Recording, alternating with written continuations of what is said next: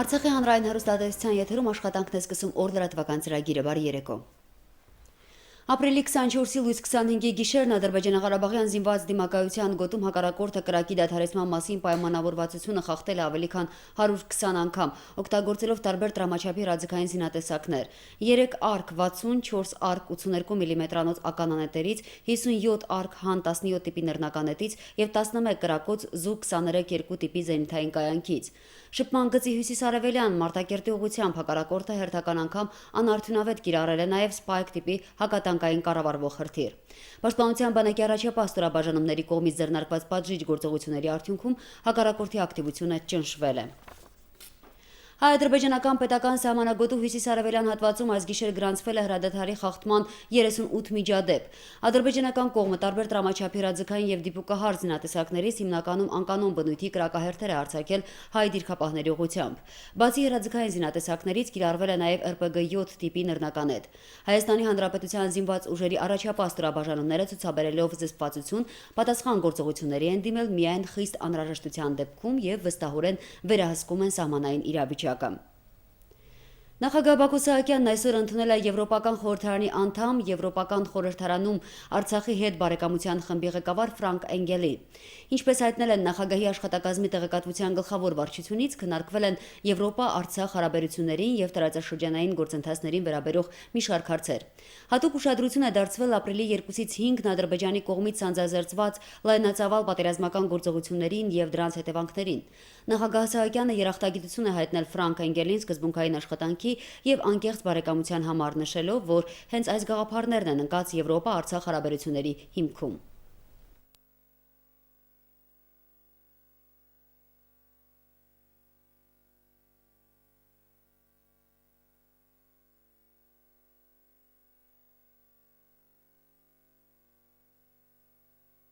Discussing with the president the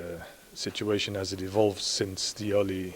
months. Մենք խոսել ենք վերջին իրադարձությունների մասին, քննարկել Ադրբեջանի ագրեսիան, այն վիճակը, որ ստեղծվել է այդ ագրեսիայից հետո, եւ այն վիճակը, որում հայտնվել է Արցախի ժողովուրդը։ Արձարծել ենք նաեւ այն իրադարձությունները, որոնք սպասվում են առաջիկայում, դրանք զարգանալու են ներկա վիճակից։ Եվրոպական խորհրդարանի падգամավոր Եվրախորհրդարանում Արցախի խմբի ղեկավար Ֆրանկ Էնգելին եւ նրան Արցախ այցի ընթացքում ուղեկցող Հայաստանի Հանրապետության ազգային ժողովի արտաքին հարաբերությունների մշտական հանձնաժողովի նախագահ Արտակ Զաքարյանին ու Հայաստանի Եվրոպացի բարեկամներ միջազգային կազմակերպության գլխավոր քարտուղար Հովհաննես Գրիգորյանին այսօր ընդունել է նաեւ ազգային ժողովի նախագահ Աշոտ Ղուլյանը։ Հանդիպումը կայացել է ընդլայնված կազմով Արցախի Հանրապետություն Եվրախորհրդարան բարեկամության խմբի բոլոր անդամների մասնակցությամբ։ Ողջունելով հյուրերին, խորհրդարանի ղեկավարը կարևորել է Ֆրանկ Էնգելի այցելությունն Արցախ հենց այս օրերին եւ հույս հայտնել, որ հանդիպումը նոր գաղափարներ կտա ապագա համագործակցության համար։ Ապրիլի 12-ին Եվրախորհրդարանում Ղարաբաղյան թեմայով քննարկումները ցույց տվեցին, որ այնտեղ կա տեղեկացված հանրություն, մի խումբ, որը կարող է ստանձնել Ղարաբաղի մասին անմիջական օբյեկտիվ տեղեկատվությունը գործընկերների հետ կիսելու կարևոր գործը, նշել է Աշոտ Ղուլյանը։ Անդրադառնալով Ղարաբաղյան կողմի դիրքորոշմանը, խորհրդարանի ղեկավարն ընդգծել է, որ գոնե այժմ բոլորի համար ավելի շոշափելի պետք է լինի այն իրողությունը, որի մասին նախորդ տարիներին բարձրաձայնում էր Արցախյան կողմը։ Ապրիլի առաջին օրերից, երբ ծավալվեց Ադրբեջանի նոր ագրեսիան, կարծում եմ շատերի համար հասկանալի դարձավ այն ընկալումը, որ միջազգային ճանաչումը մեզ համար միայն ցանկություն չէ, դա մեր ժողովրդի անվտանգությունն ապահովելու միակ իրատեսական ճանապարհն է, ասել է Աշոտ Ղուլյանը։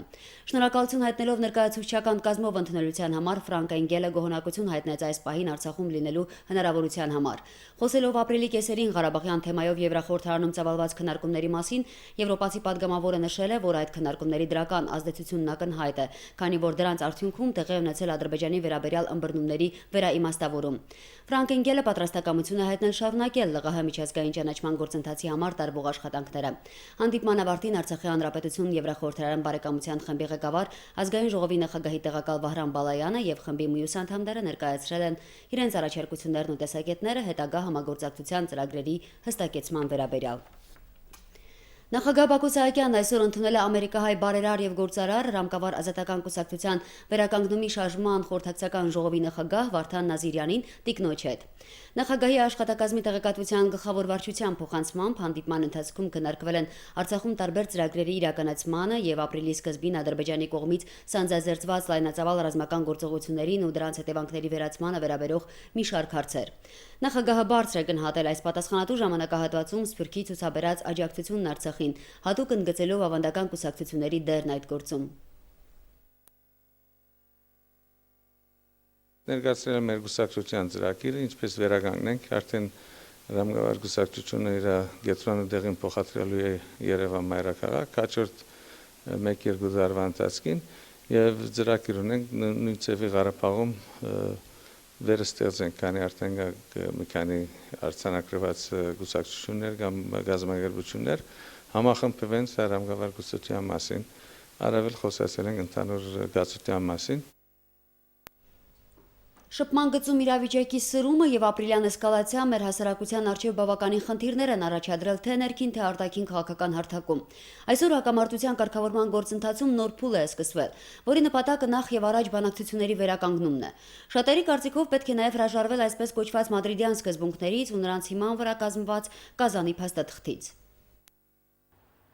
Ինչպես հայտնի է, 2011 թվականին ներկայացված Կազանյան առաջարկները Արցախում միանշանակ չեն ընդունվել։ Դրանք, սակայն 5 տարի առաջ թղթի վրա են մնացել Ադրբեջանի մեղքով։ Հարևան երկրի այս պահվածքը Լեռնային Ղարաբաղի ազգային ժողովի արտաքին հարաբերությունների հանձնաժողովի նախագահ Արզիկ Մխիթարյանի համար հասկանալի է։ Ադրբեջանն ու նրա հովանավորը Թուրքիան ձգտում են մեծ Թուրանի գաղափարի կենսագործմանը։ Այդ իսկ պատճառով մերժվելու են ցանկացած առաջարկներ, որոնք նախատեսում են մեր գոյությունը տարածաշրջանում։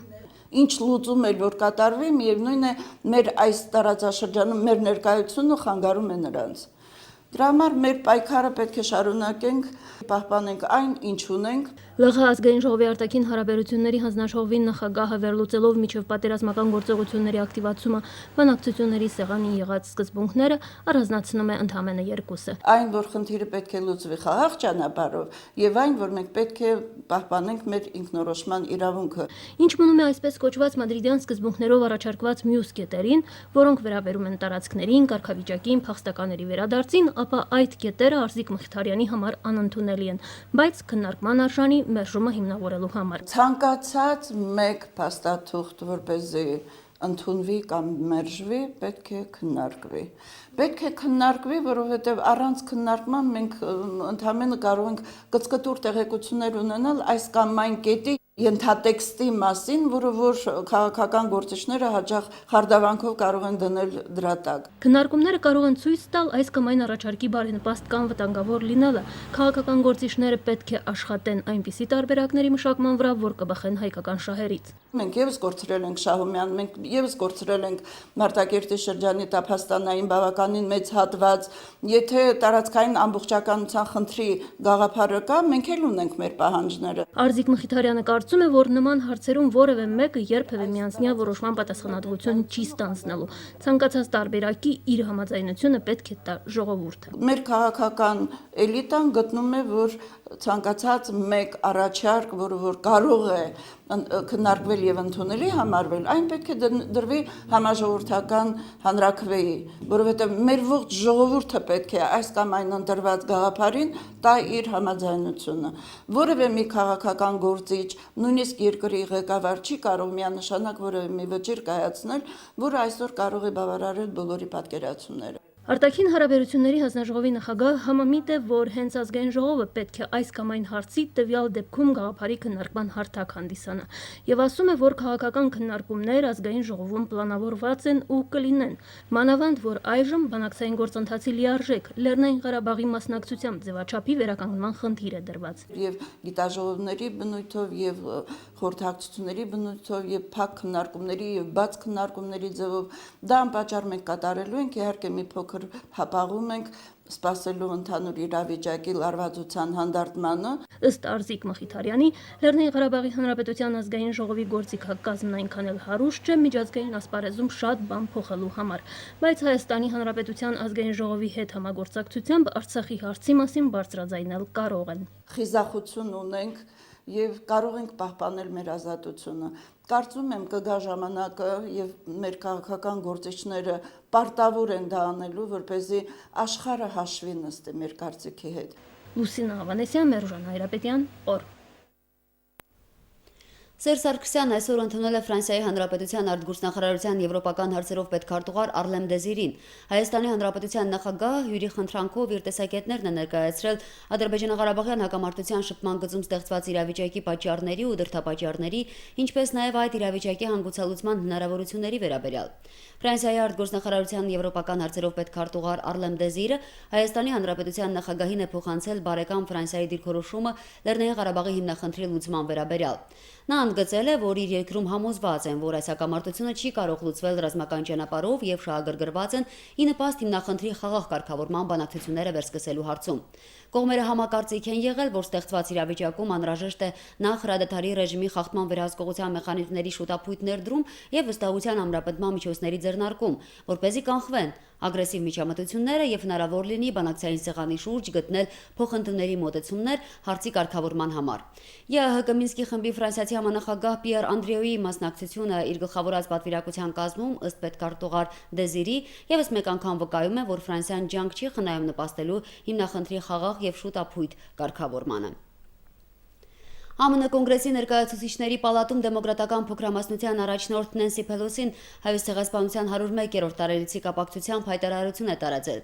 Հայտարարության մեջ մասնավորապես շեշտվում է, որ մոտ 1 դար առաջ 1915 թվականից ի վեր շուրջ 10 տարվա ընթացքում ավելի քան 1.5 միլիոն անմեղ հայեր, երեխաներ, կանայք եւ տղամարդիկ Օսմանյան կայսրության կողմից ենթարկվել են համակարգված կոտորածների ու ցեղասպանության։ Փելոսին նաև ընդգծել է, որ շատ հաճախ պատմության ողբերգական հանցագործություններն արհամարվում, փոքրացվում կամ ժխտվում են, սակայն սերունդների առջև մարդկության պարտքն է առերեսվել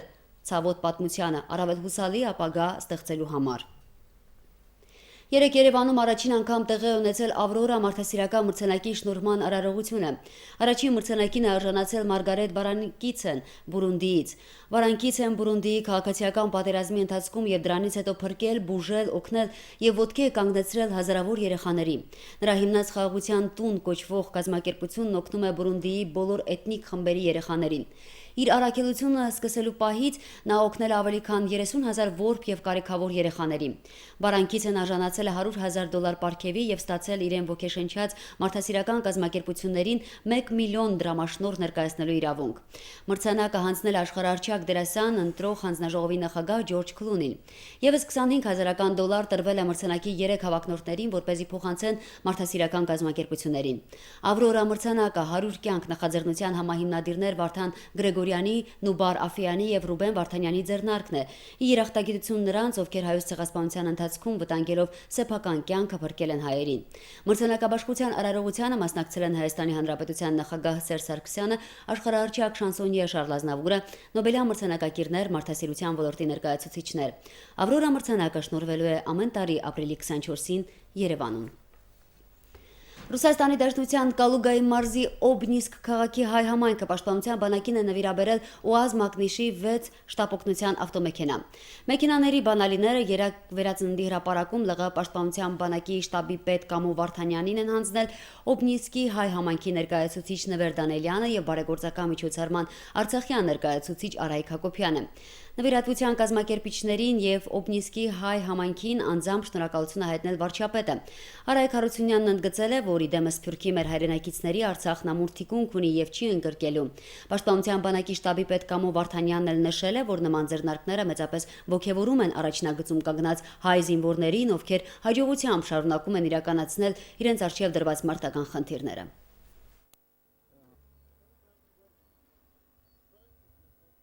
Ամենը Կալուգայի մարզի Օբնիսկի համայնքին մեր Գաբրիելյանի նախաձեռնությամբ, որը այս քարորյա պատերազմին ինքը մասնակից էր ներկայել եւ մանրավես քանի անհրաժեշտությունը մեկնել Կալուգայի այնտեղից ընդհանուր հայ համայնքը միավորել այս օգնությունը ուղարկել։ Բանակի ղեկավարության կողմից ուզում եմ մեր շնորհակալությունը հայտնել մեր հայրենակիցներին հերթական նման նվիրատվությունը կազմակերպելու համար։ Նման գործընթացը ողջևորում է մեր ողջ ազնագազմին, առավելապես առաջնային գծում գտնվող մեր ազնագազմին, որոնք իրականացնում են իրենց առջև դրված մարտական խնդիրները։ Ապրիլի 4-ից ի վեր կառավարությունում ձևավորված օպերատիվ շտաբի միջոցով նյութական աջակցություն է հավաքագրվում հիմնականում ռազմական գործողություններից տուժած քաղաքացիներին եւ պաշտպանության բանակին աջակցելու համար։ Ապրիլի 22-ի տվյալներով աջակցության նպատակով մեծ ծավալի տարբեր ապրանքատեսակներ են ներկրվել Արցախ, որոնց միայն մի մասը, ավելի քան 1 միլիարդ դրամ, օպերատիվ շտաբի միջոցով փոխանցվել է հասցեատերերին։ Շտաբի կողմից պահեստավորված ապրանքները դասակարգվել են ըստ խմբերի եւ տրամադրվել պաշտպանության բանակին, սահմանամերձ համայնքներից տեղահանված բնակչությանը, հիվանդանոցներին ու ռազմական հոսպիտալներին եւ սահման մեկնած կամավորների ընտանիքներին։ Շտաբի պահեստներից արդեն դուրս է եկել ստացած աջակցության հիմնական մասը, մասնավորապես 2560 տուփ, 7345 արկղ եւ 117 տոննա սնունդ, ավելի քան 130,000 շիշ ըմպելիք, մոտ 122,000 տուփ եւ 177 արկղ ծխախոտ, 2657 անկողնային պարագաներ եւ այլն։ Ղարաբաղ-ադրբեջանական հակամարտության գոտու ողջ երկայնքով հակառակորդի լայնածավալ հարձակման առաջին իսկ պահերից իր ողջ ներուժը հանրապետության պաշտպանական համակարգի ամրապնդման եւ անվտանգության ապահովման գործին նպատակաուղղեց նաեւ Արցախի ազատամարտիկների միությունը։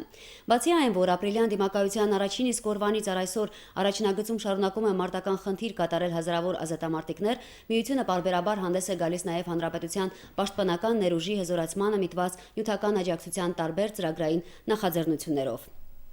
Այս համատեքստում օրերս միության նախագահ գեներալ-մայոր Սամվել Կարապետյանի նախաձեռնությամբ եւ Արցախի ազատամարտիկների միության վարչության որոշմամբ որպես օգնություն այսօր պաշտպանության բանակին է տրամադրվել 543 միլիոն դրամ։ Այս ժամի համար նախատեսել ենք այսքանը, մեր հիմնական թողարկումը ժամը 29 է, մինչ այդ ժամ։ Հանրապետության տարածքում կդիտվի փոփոխական անպամացություն, երեկոյան ժամերին առանձին վայրերում հնարավոր է կարճատև անձրև եւ ամպրոպ։ Վարկյանում 2-ից 7 մետր արագությամբ հարավային քամի։ Օդի ջերմաստիճանը գիշերը 8-ից 11, ցերեկը 18-ից 22 աստիճան տաքություն։